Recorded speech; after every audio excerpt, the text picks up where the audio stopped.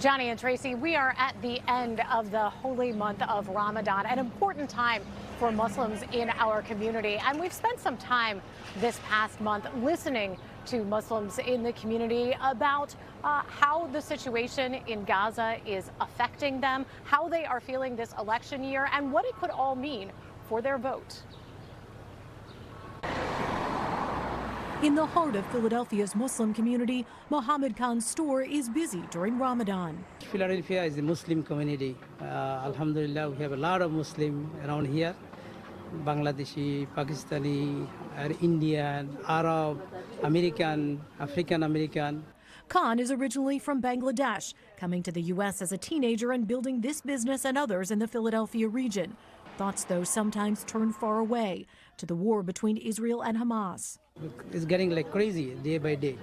So I hope it very soon can be solved, the problem. The war, and in particular the situation facing civilians in Gaza, is weighing on politics in this country. President Biden facing protests at multiple stops, including in Pennsylvania. Does the situation in Gaza impact how you feel about President Biden or how you might vote in the presidential race?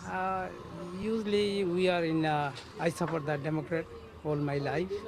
But Mr. Joe Biden, how he handling these things, I don't like really. So I'm not happy with Mr. Joe Biden, how he handling in Gaza. Does that make you consider not voting for him? I'm watching, see what will be happening next. Yeah, right now, I'm not giving a vote, no one. I'm definitely going to vote. Just right now, we would like to speak to the president in person. You want him to come here? Yes, I want him to come here. I wrote him a letter, and I would like for him to come here. At Masjid Muhammad in Germantown, mementos of elections past line the walls. We started the Muslim League of Voters here over 30 years ago. Imam Sutroddin Muhammad has worked for decades to get Muslims here out to vote. He's determined to do it again, but acknowledged this year it's a little harder. What are you hearing from people this year in terms of how they're feeling about that race? Well, I think it's mixed. It's mixed. There's a lot of people that are upset. There's a lot of people who feel as though that the needle hasn't moved for them, right? That they haven't received anything. But they personally aren't doing better. No, personally aren't doing well at all. It's against this backdrop that the imam wants the president, a regular visitor to Pennsylvania, to make his case in person. Democrats on the ground, including State Party Chair Sharif Street, are working to get through to voters, including those expressing concern about the conditions in Gaza. And I hear probably more than most, in part because I am a Muslim. Street making his case for Biden, pointing to the past. Remember, if you're a Muslim American, Donald Trump attempted to ban Muslims, particularly from the Middle East, from even entering America. And the future. And unless you can tell yourself that you think we're better off with Donald Trump, I think it's incumbent upon you to vote for Joe Biden. Otherwise, you're just letting other people make the choices for you. Back in West Philly, Mohammed Khan says the situation in Gaza is the top issue for him.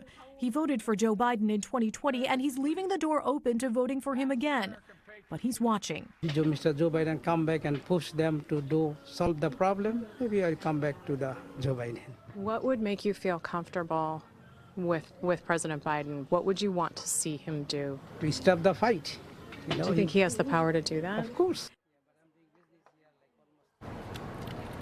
We did hear from the White House last week that in a call with Israeli Prime Minister Benjamin Netanyahu, President Biden urged Israel to take more steps to protect civilians in Gaza. I also have been in touch with that imam who I spoke with and asked if he has gotten a commitment at this point that President Biden would come and speak to him directly and those in his community. He has not gotten that commitment at this point, but he is hopeful that it may happen. Live in Center City, I'm Lauren Mayk, NBC 10 News.